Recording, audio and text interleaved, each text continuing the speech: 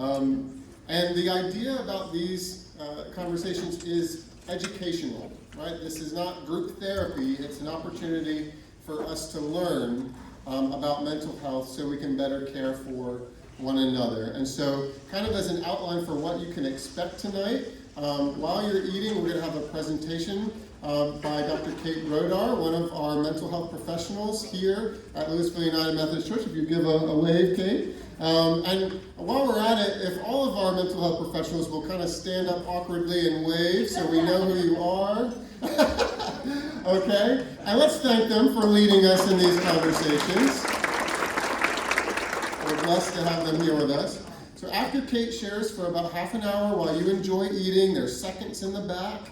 If you want some more food, there's cookies back there. Then there's going to be some table conversations and some guided conversations, and Kate's going to tell you more about that, okay? And before you leave tonight, we have some printed resources to send home with you. So with that, let's just start with a little word of prayer together.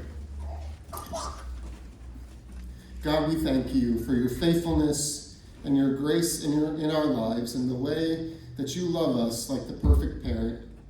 We pray that you would bless each person who is here tonight, that you would lift us up, Lord, with your peace, and that you would not only bless the food that we eat, but that you would bless our minds as we learn together and bless our conversations around the table. And we pray all this in Jesus' name. Amen. All right, I'm going to turn it over to Kait. All right, good evening, everyone. It's nice to see all of you. I think mostly new faces. We just moved here in July, so I'm still getting to know everyone here. But I'm a clinical psychologist, and my specialty area is anxiety. Is that better? Now can you hear me?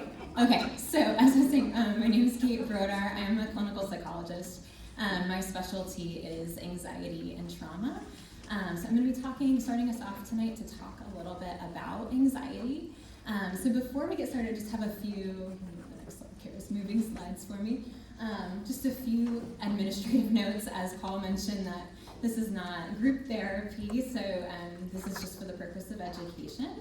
And one thing I just always tell folks that I'm working with that not everyone is aware of is that as mental health professionals, we are required by law to report things like abuse and neglect and make sure everyone has access to resources. So as mental health professionals, people tend to disclose things like that to us, so we always just kind of put those disclaimers up there.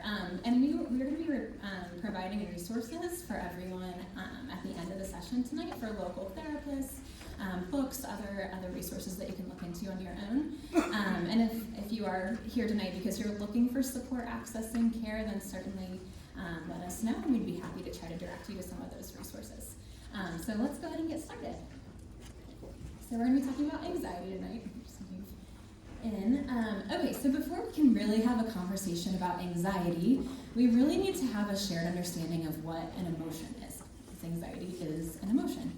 So when we talk about emotions, we are really talking about reactions that we have to experiences in the world. Anything that we experience out in the world or inside of our own bodies, we have some sort of reaction to it. We call that an emotion.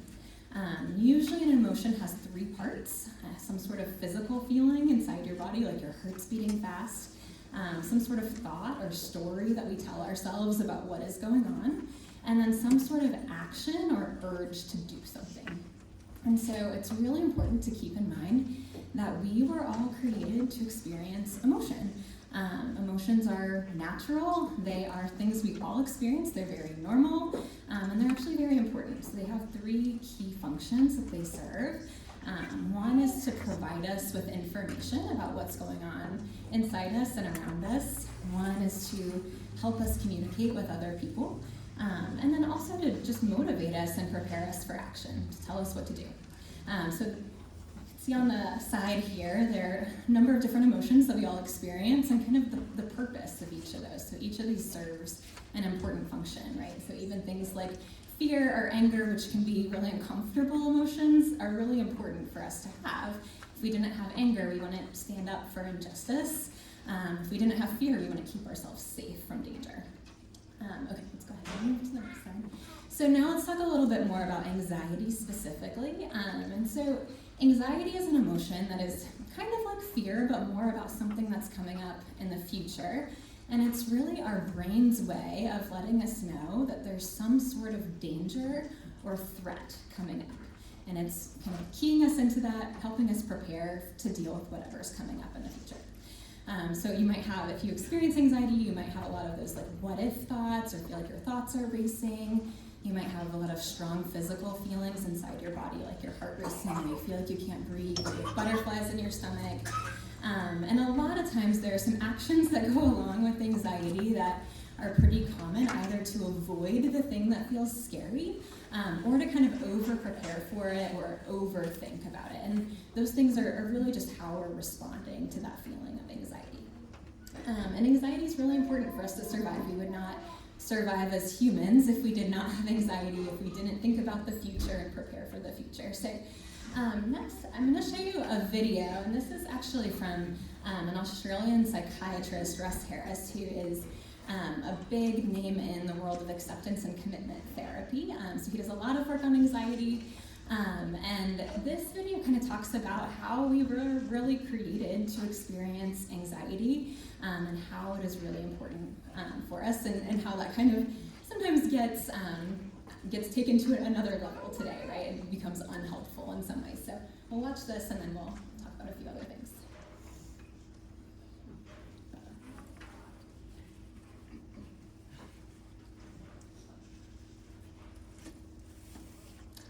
Maybe we'll watch it. It was just perfect. Hold on, we all have to say, think nice thoughts.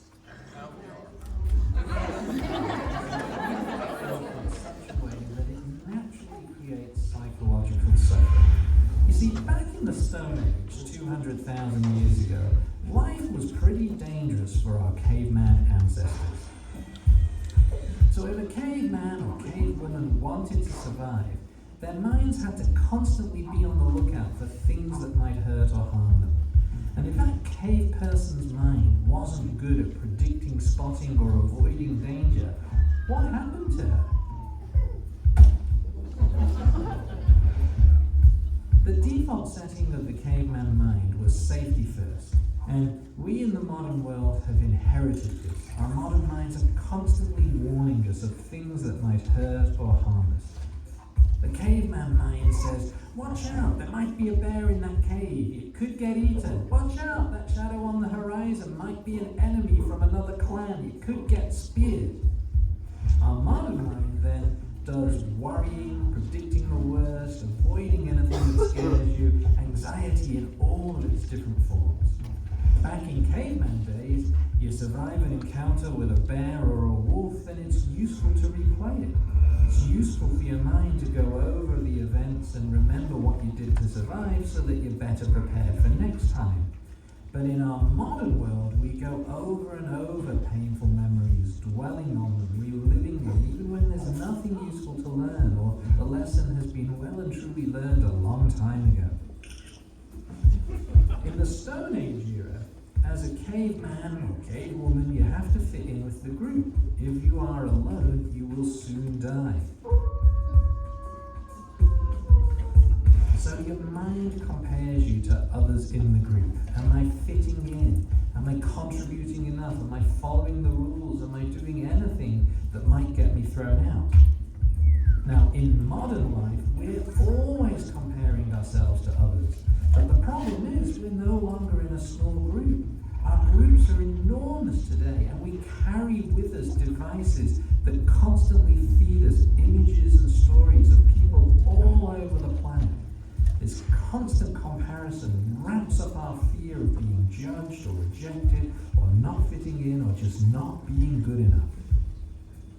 The caveman mind tells you you need more food, you need more water, better weapons, better shelter. The cave people who thought this way live longer and have more offspring.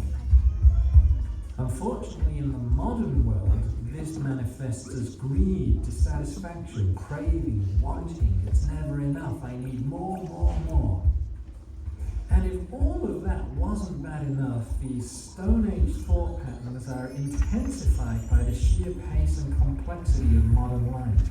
our frantic existence, rushing from task to task, that never-ending to-do list. So, when your mind starts doing this unhelpful stuff, as all minds do, remember it's not defective or abnormal, and it's not deliberately trying to make your life difficult.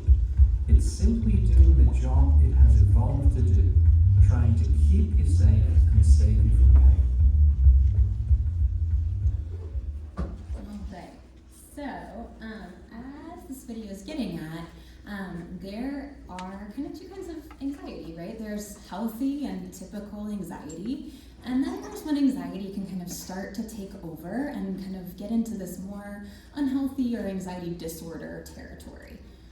So when we talk about kind of differentiating those two, when we think about healthy anxiety, we think about being nervous before, a big presentation at work, or going to a new school, or, something else kind of new happening in your life. So kind of situationally dependent, kind of gets better after that situation changes.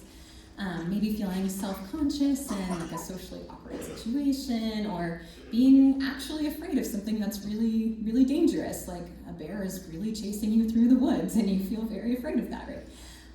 Maybe, getting nervous before public speaking, or experiencing fear, worry, or other symptoms after a traumatic event. Those are all things that are completely within the realm of kind of what we all experience and what is really typical and actually very healthy anxiety.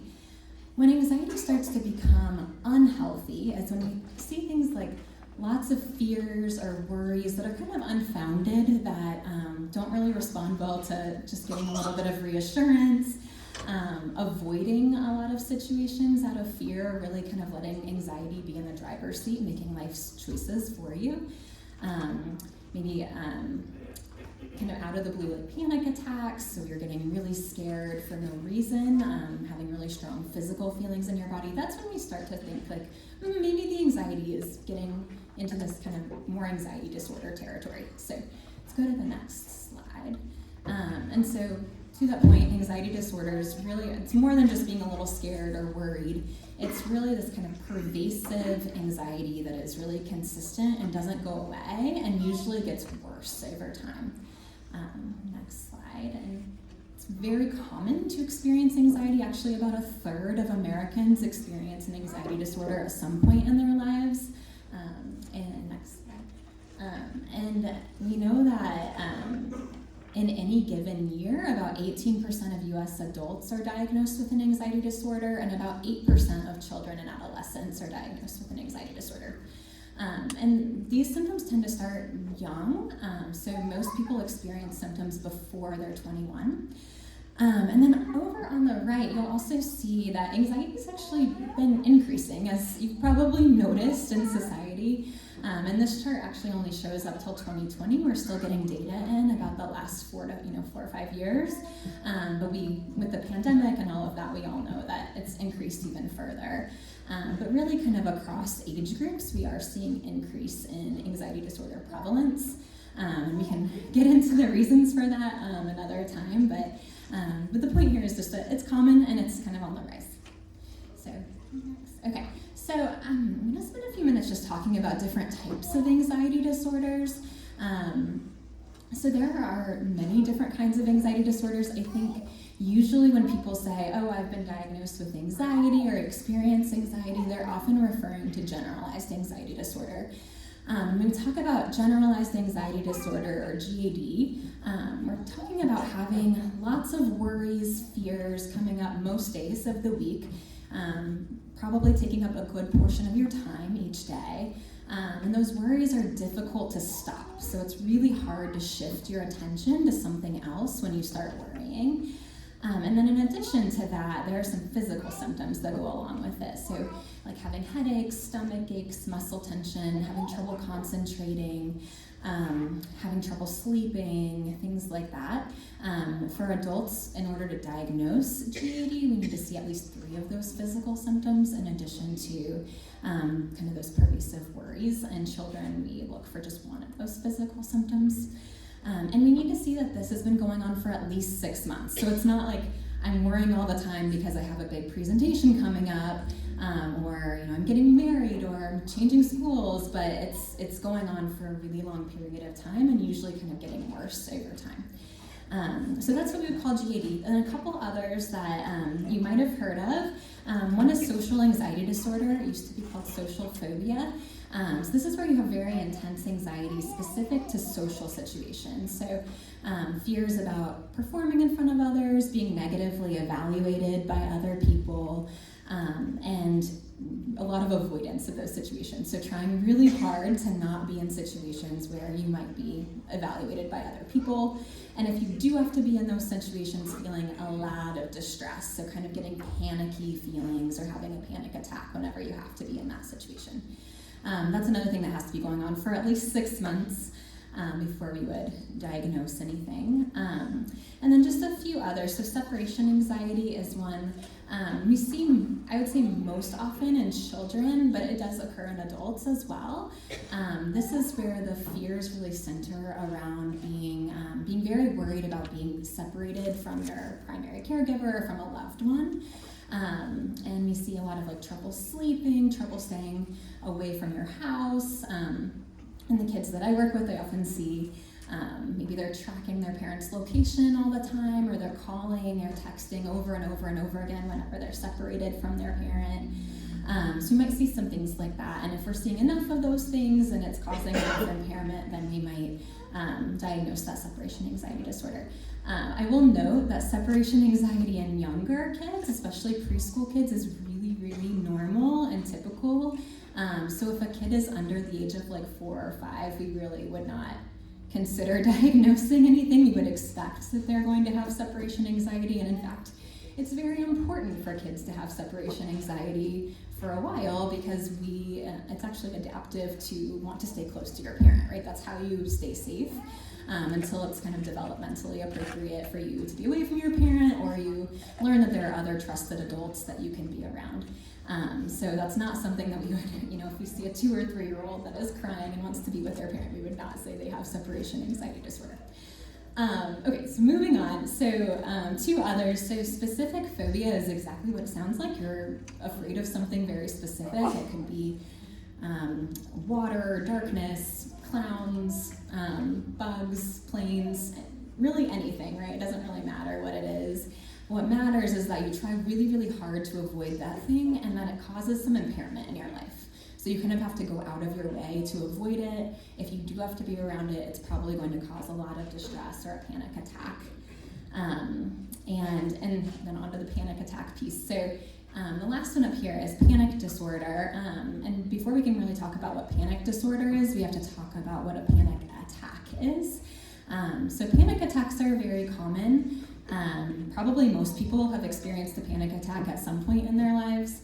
And what we mean by panic attack is when you have a lot of physical symptoms of anxiety that come on all at once. So it might be you feel like your heart is racing, you can't breathe, you feel dizzy, your stomach's upset, you feel like you're going crazy or you're gonna die, or you have all these kind of worry thoughts.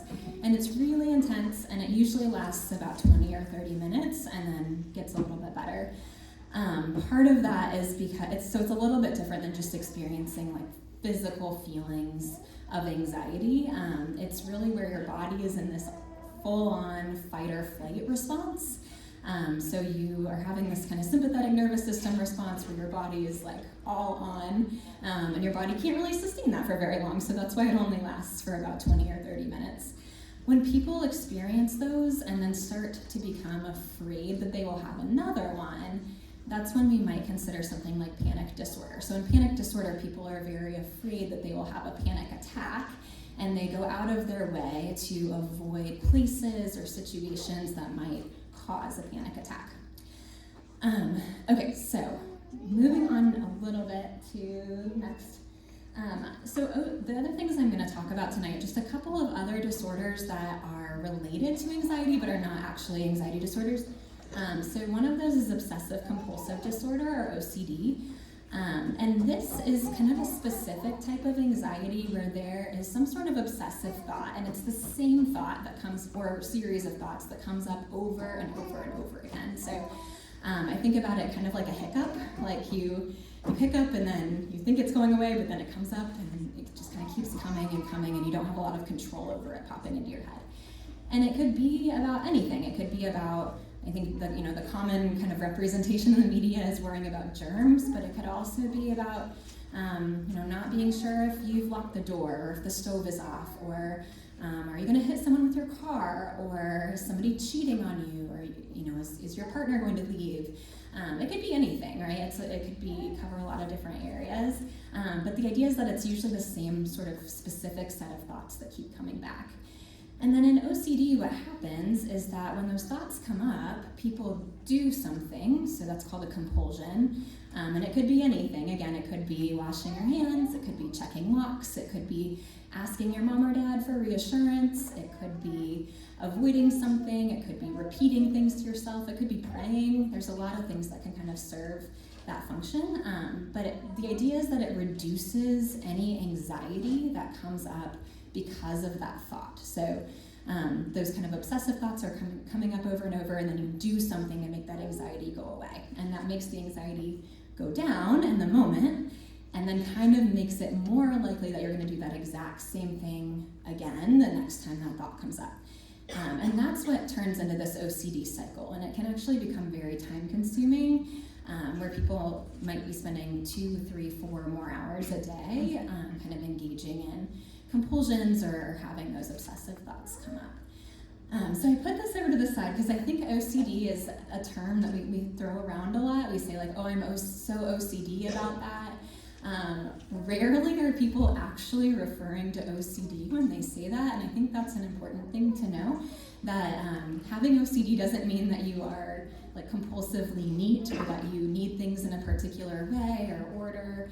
It can, that can go along with it. Perfectionism can be part of OCD, but that's not really what gives you OCD, right? What gives you OCD is having a specific cycle of obsessive thoughts and compulsive behaviors. So move on to the next thing. Okay, so I'm not going to spend a lot of time on this because we're actually going to have a talk on trauma in a couple months. But PTSD, or post-traumatic stress disorder, is another kind of like anxiety-adjacent disorder that requires you to have experienced some sort of traumatic event, and then involves kind of a whole series of symptoms of having kind of reliving that event over and over again, avoiding things that remind you of what happened, being really like hyper vigilant or kind of constantly on guard that something bad might happen again, and kind of having negative beliefs about the world, like I can't trust other people, everything is dangerous, I'm bad, things like that, and a lot of negative emotions. So we'll come back to PTSD later, but I just note that now because it's something that comes up a lot in the context of anxiety disorders. Okay. And then briefly, I think it's important to note too that when we're talking about anxiety in younger children, it might look different than it does in adults, right? Younger kids might not be as likely to express specific worries. They might show it more physically inside their bodies, like they might get really angry or be really irritable or have a lot of sleep problems, be really kind of like restless and fidgety, a lot of headaches, stomach aches, that kind of thing. Those can all be kind of signs of anxiety in a child, even if they're not kind of saying, oh, I'm worried about this or I'm anxious about that. They might not quite have the language to describe that yet. So just one note there. Okay, and then, so where do these come from? How do you end up with an anxiety disorder? And it's kind of a complicated answer. It comes from a lot of different things, probably most notably just your biology and genetics and kind of luck of the draw with your family history, right? Like we all have things in our family history, and some of those things are anxiety. So part of that also determines your brain chemistry, your temperament, your personality, and then certainly what life events have you experienced, right? So it's not just kind of what genetics are you born with, but then what have you experienced and dealt with in your life, and how has that affected your ability to kind of cope with worries when they come up. So there are a few factors that I'll bring up that are kind of consistent across different anxiety disorders. And so these are things that we see regardless of, we call them transdiagnostic. Trans means across, so it's something that we see across all these different types of anxiety. And so one of those is just experiencing negative emotions more frequently. This is not something that anyone has really control over. It's very kind of biologically determined. It's kind of like some people have allergies and, they sneeze when they're around a cat. Some people have negative emotions more often. It's just one of those things that it sort of is what it is, and not really something anybody has control over. The other three are things that people are kind of have particular tendencies toward, but they are things that can be targets in therapy, and we'll talk about that in a moment. So one of those is a tendency to just kind of get stuck on negative thoughts and have trouble moving. We call that repetitive negative thinking. And it's really just this difficulty shifting off of a thought that is like a worry thought or a negative thought, kind of getting stuck on those thoughts. The other one is something we call anxiety sensitivity, which is basically how much do you notice anxiety inside of your body? So do you notice your heart rate increasing? Do you notice that maybe you're breathing a little bit differently? And to what extent does that bother you, right? Are you somebody who you don't really notice if your heart rate increases a little bit? Or are you somebody who notices it a lot and then you start worrying about, is something wrong with me? And then lastly, low stress tolerance. So this is kind of, basically if you have really low stress tolerance, it means that when you experience a big emotion, you feel a bigger urge to get rid of that emotion faster. So it's more uncomfortable to sit with feeling scared, feeling angry, any of those emotions. You kind of have this bigger urge to just get rid of them. Okay. And so when do you seek help for an anxiety problem? And I think it's important, getting back to that point at the beginning, that we all experience anxiety. It does not always require professional treatment, and sometimes actually anxiety is really important for us to have, right? It helps us prepare, helps us keep ourselves safe. But sometimes it does, right? Sometimes it does require professional support, and I think about when is it causing problems in your life. So when is it keeping you from being able to do what you need to do? When is it causing maybe lots of physical symptoms, those headaches, stomach aches, trouble sleeping, things like that? Is it getting in the way of relationships? And to what extent is anxiety in the driver's seat, right? Is anxiety making your life choices for you? Those are times when I might start thinking about, probably treatment would be helpful. So what does treatment look like next? Yeah, okay. So there are lots of different options for anxiety treatment that have good research support. So therapy is certainly an option. When it comes to therapy, I'd say the most important thing about finding a therapist is finding somebody that you trust, somebody that you feel like you have good rapport with, that you feel like you can open up to and form a relationship with. That's been shown over and over again in research to be the most important ingredient in whether or not therapy works for someone.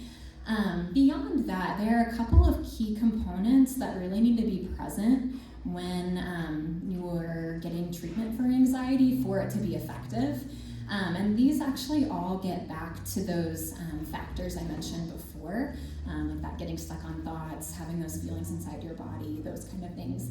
And so these are all up here. So you want to be making sure that you are naming and describing emotions, noticing what emotions you're having during the week, maybe keeping track of those in some way. Developing emotion regulation skills, so ways to manage those emotions when they come up. And then the other kind of important things are, one, noticing when are thoughts coming up for me that aren't so helpful, what story am I telling myself, and can I change that story at all? And then also, what am I doing that is just not helpful for me, and how do I change what I'm doing?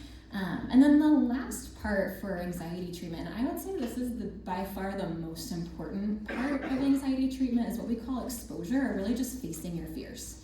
So in order to treat anxiety, we have to not avoid anxiety. Anxiety gets bigger when we avoid it, and it gets smaller when we face it and confront it.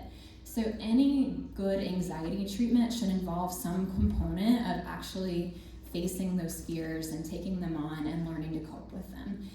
So if you are somebody, for example, that has a phobia of dogs, right? You're probably not going to get over that phobia by talking about it with somebody in their office. You need to actually go out and be around a dog at some point. You need to go to a dog park or be around a friend that has a dog and learn how to cope with that, those fears when they come up.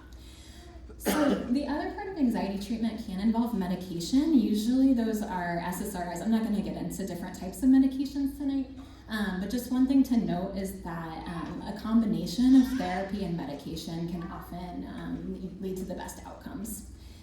And move on. Okay. And so I think navigating finding a mental health provider can be very challenging, unfortunately. And so just a few tips here. A good place to start is just with your primary care provider, your pediatrician. Check in with them for a referral or recommendation. You can also contact your insurance carrier to find a list of in-network providers, which can sometimes be a challenge. I think a lot of providers don't take insurance or only take specific insurances, so sometimes it can be a little bit of a process to find someone. But often if you reach out to local therapists, even if they're not the right person for you or they're not in network with your insurance, they can certainly help direct you towards someone who is. Another good resource is Psychology Today. It's a website online that's it's a referral network, and you can kind of use a filter on there to find what you're looking for, find somebody that takes your insurance, find someone that focuses on the problem area that you want to work on, and it'll sort those providers in your area for you. Okay, let's see.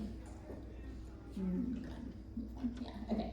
I also will not spend time going through what all these providers are, but you should know there are a lot of different types of mental health professionals. Those of us in the room all come from different backgrounds, and there's actually a lot of overlap between what all these different people do. The only people that prescribe medication are the psychiatrists and psychiatric nurse practitioners. But aside from that, in terms of the therapy part, there's a lot of overlap, and different types of providers have different requirements for education and training and licensure. So I think it depends on what you're looking for, but I would just kind of look into that person's background and training and see if they have the experience to help with the thing that you're looking for. But just knowing that there's a lot of different acronyms and things, initials that follow names. Okay, so as a church community, how do you help people who are experiencing anxiety? What can we kind of do as a community to be helpful? So one thing is just in how do we communicate with each other? I think it's really important that we lead with empathy and validation and kind of use that in replacement of reassurance and criticism or being dismissive of anxiety, right? And that kind of goes along with just creating space for negative emotions, that it's okay to feel anxious, it's okay to feel angry. These are things that we can make space for as a community, and we can sit with people who are experiencing those emotions and tolerate them. Some other things that I think are really important are helping people feel like they matter. There's a lot of research on what's called the psychology of mattering. And it turns out that it's actually really important to have a clear role and to have something that you have to show up for, right? That you are responsible for. And that goes for kids and teenagers too, that having somewhere that you're expected to be and people that expect you to show up for them is really important. So helping people find that role in their community and be part of, whether it's community service or small groups or whatever it is, but finding a way to build those support networks and to help people feel like they have a place and they matter in the community. And kind of with that, really prioritizing meaningful and real world interactions. And so to some extent that means establishing some screen-free minimums, so having time where you actually are interacting with people, and we're like this, right? We're all here together. Where you're interacting with people in real time, rather than just texting, that kind of thing, where you're getting to kind of see people's emotions in real time. And I think in your households, thinking about, maybe we set dinner time as like a screen-free minimum where we all are actually focusing on each other instead of checking our devices, and we're actually having those conversations with each other. I think all those are important for kind of building that community and helping people feel like they matter. And I put a note on here also, stopping the doom scrolling, right? Like, we know social media apps are really designed to make us angry and anxious. So taking breaks from that and not allowing companies to profit off of our emotions, I think, is also an important thing to consider. And then lastly, just helping people to get access to care. If you're experiencing really debilitating anxiety, it's going to be very hard for you to reach out to get support. So any way that you can help facilitate that for someone, I think is really important too. Okay. And then just one last note on like, what is it when I say lead with empathy and validation? What does that actually mean? So if we're talking about being empathetic and validating instead of giving reassurance or being dismissive or critical, might be something like this. So reassurance looks like, no, it's gonna be fine, everything's gonna be okay, there's no reason to worry, which on the surface I think sounds encouraging, right? But kind of serves this purpose of kind of invalidating whatever someone is worrying about. So instead, saying something like, wow, that sounds really stressful, what do you need? So you're kind of empathizing, right? You're noticing how they're feeling, you're reflecting it back to them, and then you're offering support. And then same thing for some of these other examples. Instead of there's no reason to worry about that, saying things like, well, it makes sense that you're feeling worried. I get that. From your perspective, I totally understand why you're worried about it. Or instead of, oh, don't be silly, there's no reason to worry. Wow, I know this feels really scary, and I know you can handle it. So it's not, I know this is scary, but don't worry, you're fine. It's not a but, right? It's an and. It's, I know this feels really scary and really hard, and two things are true. I know you can handle this at the same time. So using language like that, I think, can be really helpful for people who are experiencing anxiety, because it really validates their experience in the moment and conveys support. So I'll leave it at that, and then we're gonna actually move to some notes on there about getting resources. So we actually are gonna have resources at the table in the back, and Amy has resources back there. And so before we kind of wrap up, I'm happy to take, if anybody has questions about presentation, I'm happy to take those now. And then we're going to move to some discussion questions at the table. So there are papers on all the tables that have, there's one that says like myth versus reality. And so you can kind of read through those as groups and talk through them. There's also another one that says, I don't know what it says at the top, but it's kind of like a true-false test about anxiety, so you can kind of designate one person to read through those. And then there are some discussion questions as well. So we'll let everybody kind of go through those together, and then we'll all just kind of be floating, and if you do have any questions, we're happy to answer those as we're coming around.